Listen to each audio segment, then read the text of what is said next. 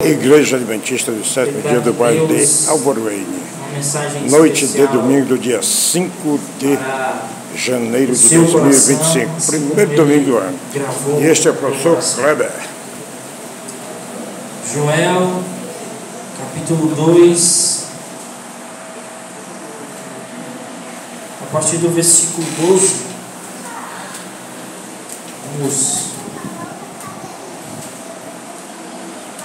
Vamos orar. Deus querido, Criador do Universo, louvamos e exaltamos o Teu nome por nos encontrar mais uma vez em Tua casa, junto podemos estudar, Senhor Deus, a Tua Palavra, extrair lições importantes, necessárias para o nosso caminhar, o nosso desenvolvimento espiritual. Ao Senhor, Deus Espírito, suplicamos a Tua permanência conosco, uma vez que já o invocamos por meio dos louvores. Pedimos que o Senhor faça com que a Tua Palavra encontre um lugar todo especial no nosso coração. Haja salvação em nossas vidas na noite deste domingo. Nós oramos agradecidos no nome de Jesus. Amém. A nação de Israel enfrenta aqui, no contexto do capítulo 2 de Joel, enfrenta uma crise profunda, com inimigos constantes, uma seca devastadora, uma invasão de gafanhotos de várias espécies. As tragédias, elas deixaram a terra de Israel em ruínas e o povo desmoralizado. O profeta Joel então usa esses eventos como uma ilustração, sabe, do julgamento de Deus sobre Israel. Embora o pecado específico não seja aqui mencionado, nós, ao estudarmos o capítulo, nós não conseguimos identificar qual era o pecado da nação de Israel. O fato é que eles estavam distantes do Senhor. Então Deus se vale da natureza, quando envia os gafanhotos ali, né? E também se vale dos inimigos, quando por meio do julgamento divino usa algumas nações para poder corrigir Israel. Então Joel apresenta um livro de julgamento ali para a nação de Deus. Nele o povo é levado a compreender que mesmo em meio ao julgamento de Deus há esperança se buscarmos o Senhor. Embora tenha sido um livro escrito para os judeus, Joel tem uma atualidade nas nossas vidas que é fundamental. E se tem algo que nós podemos destacar, se eu pudesse destacar o capítulo 2 numa frase para a minha igreja nessa noite, seria: não é tarde demais, ainda dá tempo, não é tarde demais. Quero então ler com vocês a partir do versículo 12, diz assim: ainda assim, agora mesmo, diz o Senhor, convertei-vos a mim de todo o vosso coração, isso com jejuns, com choro, com pranto. Rasgai o vosso coração, não as vossas vestes. Convertei-vos ao Senhor vosso Deus, porque Ele é misericordioso, compassivo, tardio em irar-se, grande em benignidade, e se arrepende do mal. Uma linguagem humana aqui, claro, né? Quem sabe se não se voltará e se arrependerá e deixará após si uma bênção, uma oferta de manjares e de libação para o Senhor vosso Deus. Tocai a trombeta em Sião, diz o profeta, promulgai o santo, o jejum, proclamai uma assembleia solene, consagrai o povo, santificai a congregação, ajuntai os anciãos, reuni os filhinhos, os que mamam, saia o noivo da sua recâmara e a noiva do seu aposento. Chorem os sacerdotes, ministros do Senhor, entrem no pórtico e o altar, e orem. Poupa o teu povo, ó Senhor, e não entregues a tua herança ao opróbrio, para que as nações façam escárnio dele, pois que há de dizer entre os povos onde está o seu Deus. Verso 18. Então o Senhor se mostrou zeloso na sua terra, compadeceu-se do seu povo, se arrependendo lhe disse: eis que vos envio o cereal e o vinho, e o óleo, deles sereis fartos, e vos entregareis mais, e não vos entregareis mais ao opróbrio entre as nações, Mas o exército que vem do norte eu removerei para longe de vós. Lançá-lo-ei em uma terra seca e deserta. Lançarei a sua vanguarda para o mar oriental e a sua retaguarda para o mar ocidental. Subirá o seu mau cheiro e subirá a sua podridão, porque agiu poderosamente. Não temais, ó terra. Regozija-te e alegra-te, porque o Senhor faz grandes coisas. Não temais, animais do campo, porque os pastos do deserto reverdecerão. Porque o alvoredo dará o seu fruto, a figueira, a vide produzirá com vigor. Alegrai-vos, pois, filhos de Sião, regozijai-vos no Senhor vosso Deus, porque Ele vos dará em justa medida a chuva, fará descer como outrora a chuva temporã e a serôdia. As eiras se encherão de trigo, e os lagares transbordarão de vinho e de óleo. Restituir-vos-ei, diz aqui o texto, os anos que foram consumidos pelo gafanhoto migrador, pelo gafanhoto destruidor, pelo cortador, e o meu grande exército que enviei contra vós outros. Comereis abundantemente e vos fartareis, e louvarei o nome do Senhor vosso Deus, que se ouve maravilhosamente convosco, e o meu povo jamais será envergonhado. Sabereis que estou no meio de Israel, e que eu sou o Senhor vosso Deus, e que não há outro, e o meu povo jamais será envergonhado.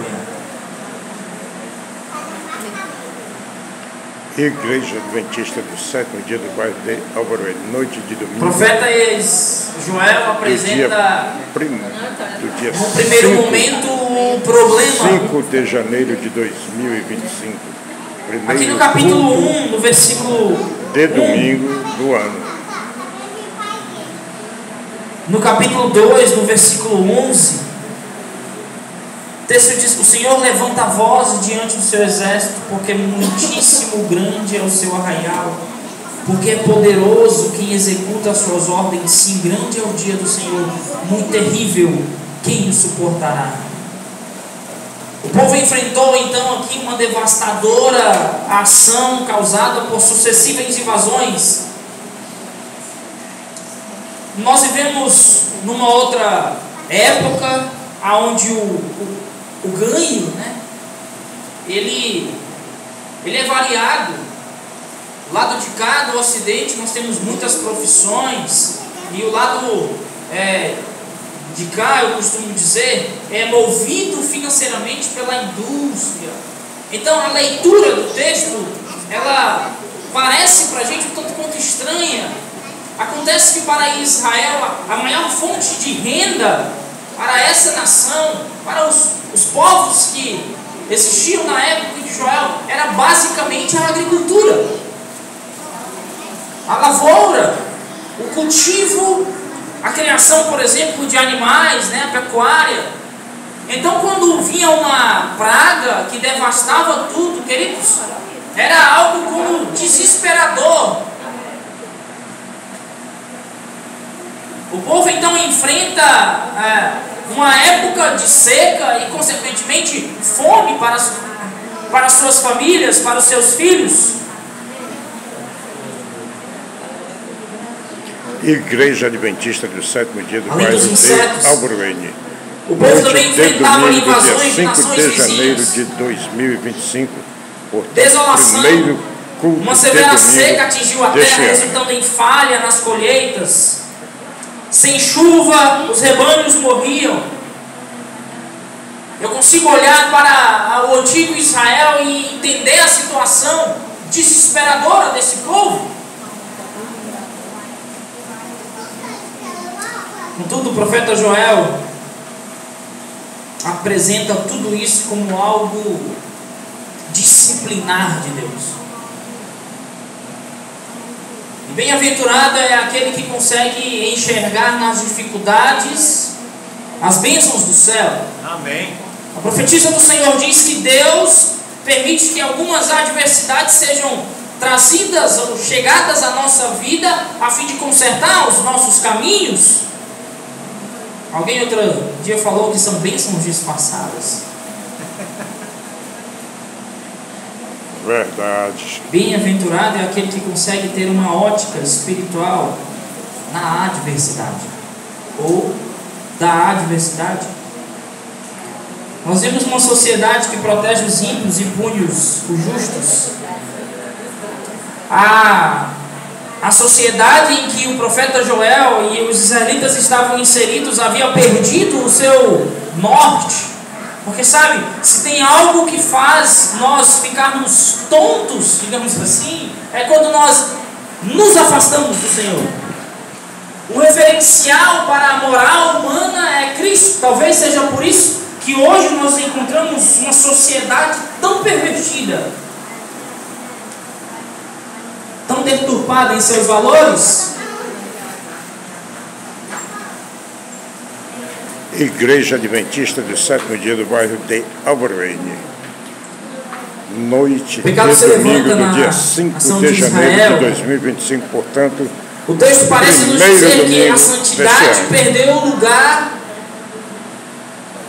para o pecado. A ganância substituiu Deus. O ódio, o amor, né? Não há dúvida de que nós estamos hoje sob o terrível julgamento de Deus também.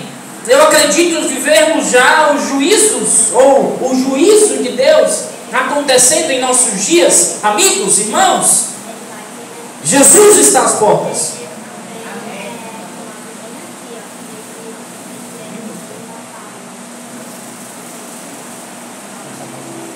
A pregação genuína, irmãos, ela está rara nas igrejas. Eu não sei se vocês percebem, mas os nossos púlpitos estão sendo emprestados. E pessoas têm vindo a esse lugar pregar diversos assuntos. E a igreja entra nesse lugar, nesse recinto sagrado, e ao invés de sair repleta do poder do Espírito Santo, sai vazia do mesmo jeito. Há uma falta de fogo nos sermões, de ensinamento, de doutrinamento, de chamamento para a santidade, a renúncia. É uma raridade quando eu escuto sermões iguais os de ontem que eu comentava com vocês, que faz o coração, sabe, aquecer, como os discípulos lá de Emaús. As igrejas estão sendo esvaziadas, sabe, irmãos? Ontem na escola sabatina na igreja, sou professor de unidade, e eu passei na escola sabatina estudando com 4 alunos. E parece não ser uma realidade apenas da igreja em que eu frequento. Os púlpitos com mensagens que eu diria, né? Outra vez eu vi esse termo. Não se prega mais mensagem, se prega muito massagem. Os púlpitos é o ego que é alimentado dos irmãos. A pregação genuína está rara nas igrejas. Nossos bancos cada vez mais vazios. Por quê? Há um distanciamento. A nação de Israel se distancia. E sabe, Paulo diz, escrevendo aos Coríntios, se não me falha a memória, que os exemplos de Israel precisam ser olhados por nós. Irmãos, há um perigo constante. O afastamento de Deus. Quando nós desistimos de lutar, de comungar, de olhar para a Bíblia e estudá-la, somos capazes de fazer as piores coisas que somente o ser humano, levado por sua, aspas, moral, né? Longe de Deus é capaz de fazer. E aí nós vemos uma sociedade completamente perdida, ruim, violenta. Perdemos o nosso fogo, perdemos o nosso poder, o nosso desejo pelas coisas de Deus cada vez mais frios.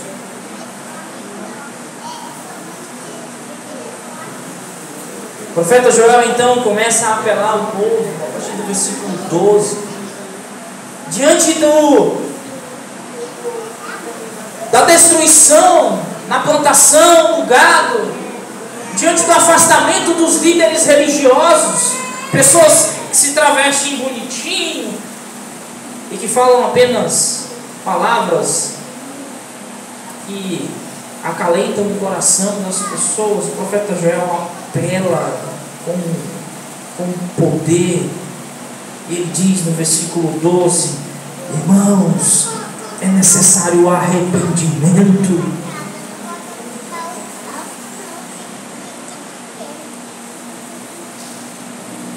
Deus apela ao arrependimento genuíno como a única esperança de sobrevivência. Ele convida o povo a se voltar para Ele de todo o coração, enfatizando a mudança interior sobre demonstrações externas. A minha forma de falar, de pensar, de agir, ela precisa ser moldada, e o Espírito Santo, quando o meu coração se converte, os meus atos passam a refletir essa conversão. Deus busca um povo com corações rasgados, contritos, porque os líderes religiosos rasgavam as suas vestes.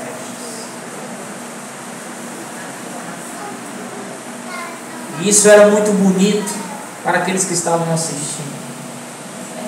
Mas dentro ali existia corrupção, pecado, ódio, afastamento de Deus. O Senhor valoriza um arrependimento que se manifesta com jejum. Ei, você lembra qual foi a última vez que você deixou de se alimentar fisicamente com um propósito? De buscar ao Senhor.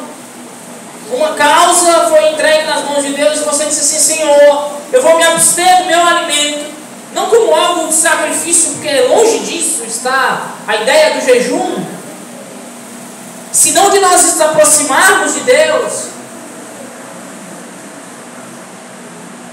O texto diz que o Senhor valoriza um arrependimento que se manifesta com jejum, diz o texto, choro, pranto. Sabe, irmãos, o arrependimento genuíno é a única esperança. Deus procura um povo honesto, que está aberto a se arrepender. Sabe para quê? Para abençoar, para poder restaurar.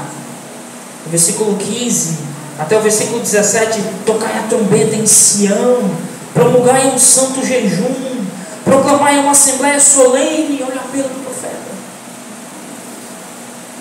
Congregai o povo, santificai a congregação, ajuntai os anciãos, reuni as famílias. O texto diz assim: até aqueles que estão mamando ainda. É do menor ao maior. A súplica do Deus Espírito nessa noite é que a igreja seja convertida. Amém.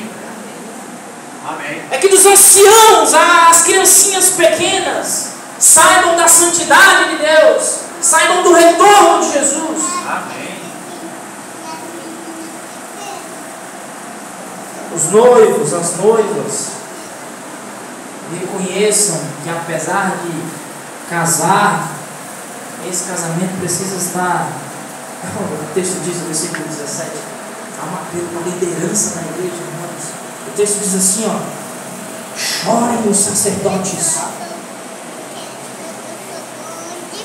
ministros do Senhor, entre o pórtico e o altar. O Rocha sabe muito bem o que é isso, né? O Rocha se tornou um especialista no santuário. Chorem, e o texto diz assim: e orem. Qual deve ser a oração do líder da igreja? Senhor, poupa o teu povo. Isso me diz que, como líder dessa igreja, eu preciso buscar o Senhor em prol do meu irmão, entregar, sabe, a vida dos meus. Isso é oração intercessora, irmão.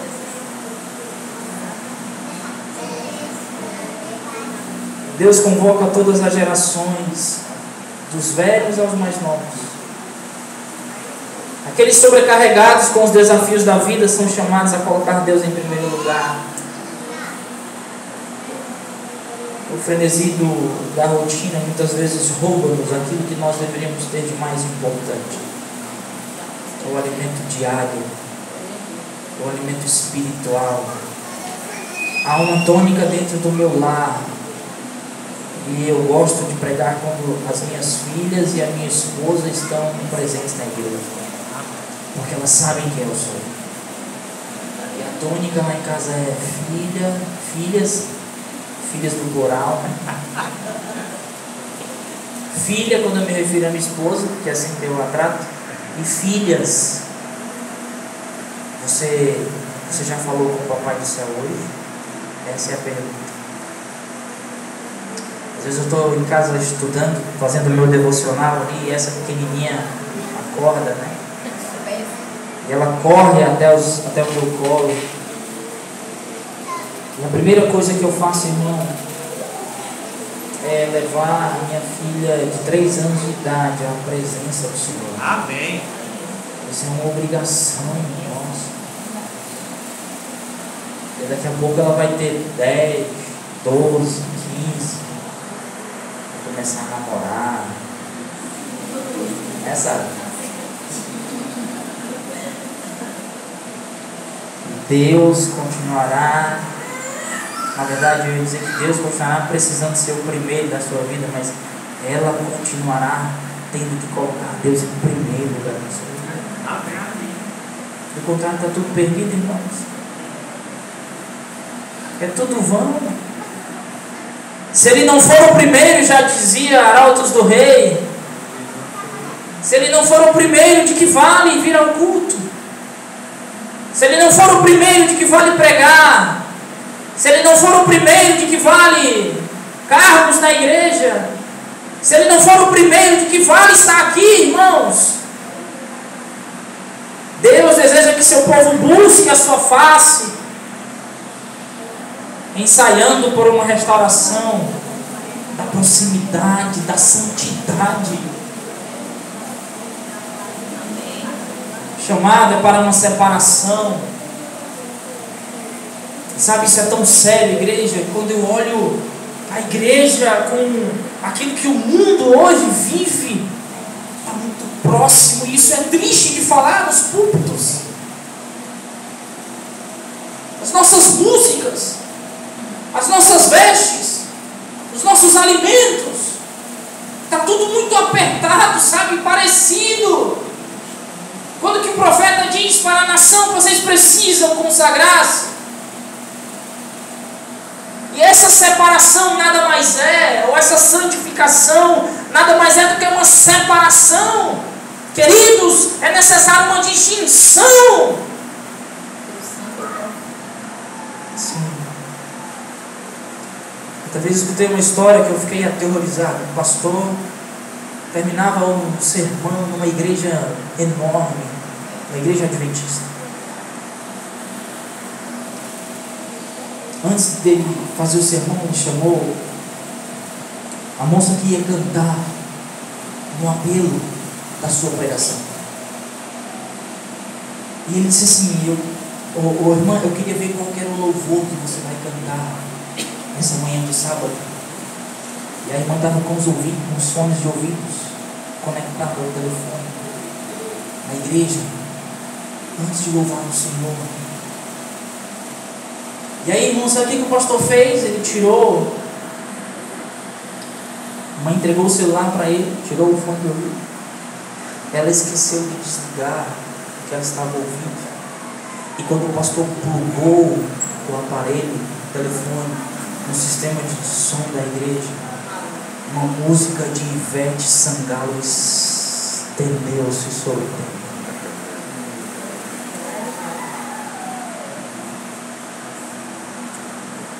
Como pode, irmãos?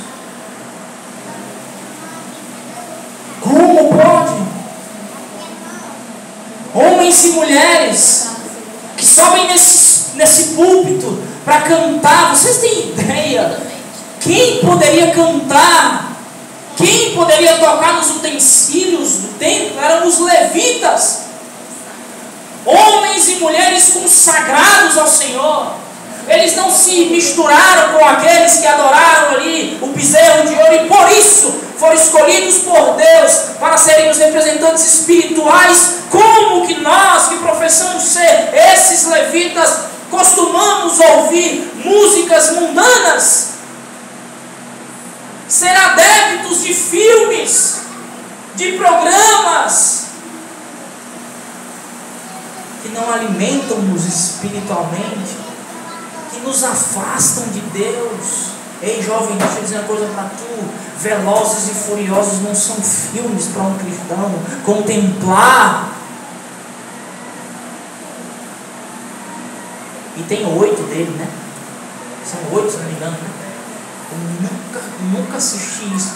E olha só, eu falo isso sem conhecimento de causa, apenas por ver as sinopses às vezes. Trailer, né? Os trailers. Não é? Já há muito tempo a TV dispõe de programas saudáveis. Já há muito tempo as músicas deixaram de ter letra. Temas sexuais hoje invadem as músicas, que ganham aí os ouvidos. Essa noite de ano novo lá em casa foi muita oração, irmãos. Colocaram um paredão lá, né? Músicas obscenas. Você percebe que é necessário um afastamento? Que quando Deus voltar, que olhar para essa terra, quem que Ele vai chamar? Diz o texto bíblico: um povo zeloso e de boas obras. Amém. Não pense você que um pé lá e um pé cá vai fazer o Senhor no dia que Ele voltar ter misericórdia. Ou irmão, ou nós somos ou não somos do Senhor.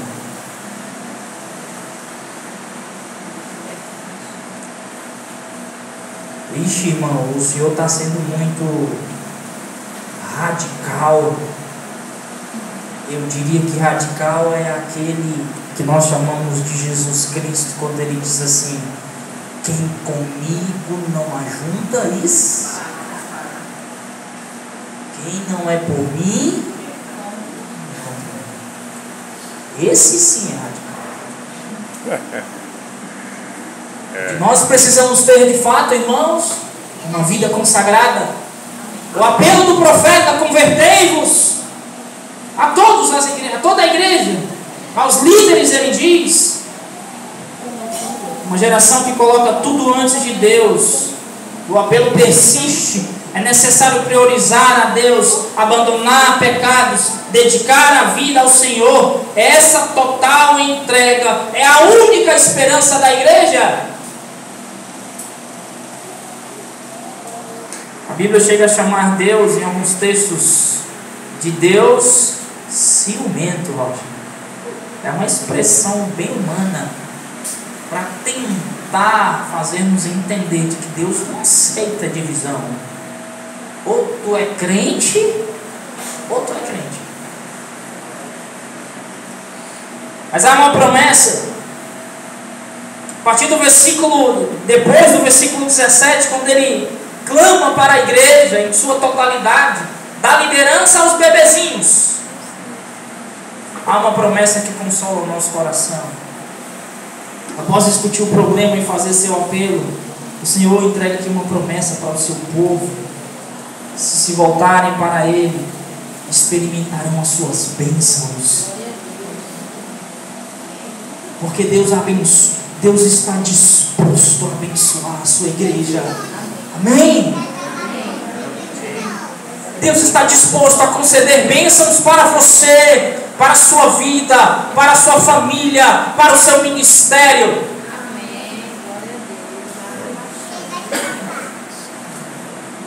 A partir do versículo 18, o Senhor promete libertá-los dos inimigos. alimentá-los, abençoá-los novamente se voltarem para Ele. A restauração virá para aqueles que buscam o Senhor. E eu quero dizer isso para você: somente para aqueles que buscam o Senhor.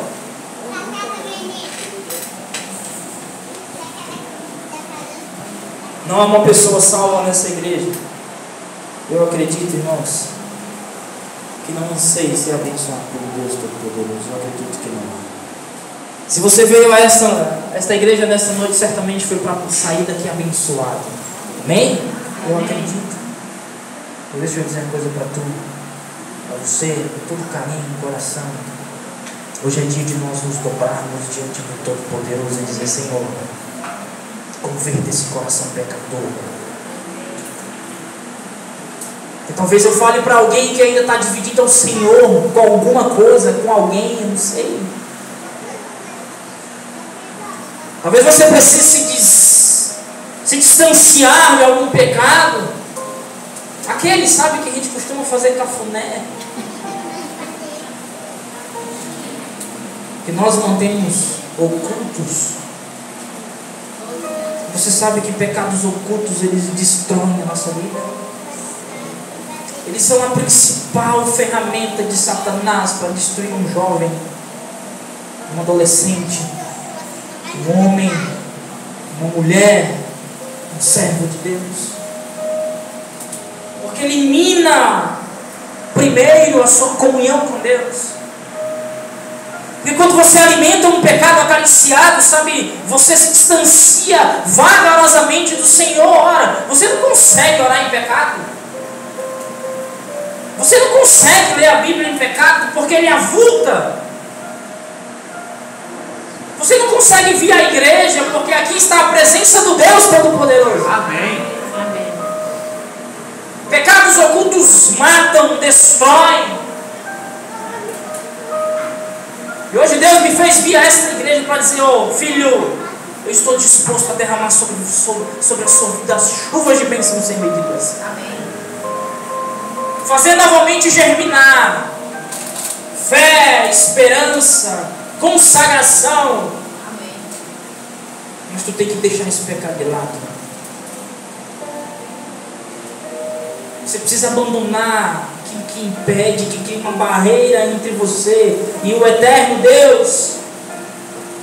O Senhor promete a partir do versículo 23 avivamento.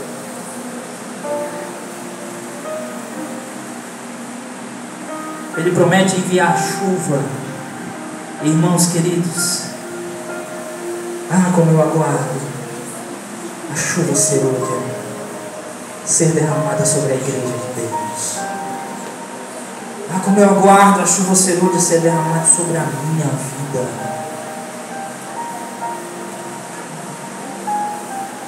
Por isso nessa noite eu quero dizer: Senhor, cura meu coração. Senhor, purifica as minhas intenções, as minhas palavras. Nós precisamos do Senhor para enviar chuvas celestiais sobre nós, irmãos. Devemos buscar o retorno de tudo que o inimigo tentou roubar-nos de nós. Eu quero nessa noite dizer, irmão, em nome de Jesus: não é tarde demais. Para Deus não é tarde demais. Há salvação para aqueles que buscam salvação. Há libertação, há santificação, há poder.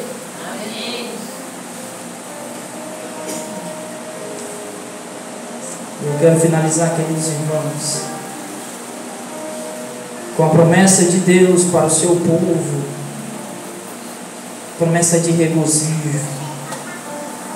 No versículo 26 do capítulo 2, ele diz: comereis abundantemente, e vos fartareis, e louvareis o nome do Senhor vosso Deus, que se ouve maravilhosamente convosco. O meu povo, diz o Senhor, jamais será envergonhado. Então somente se nos voltarmos para o Senhor.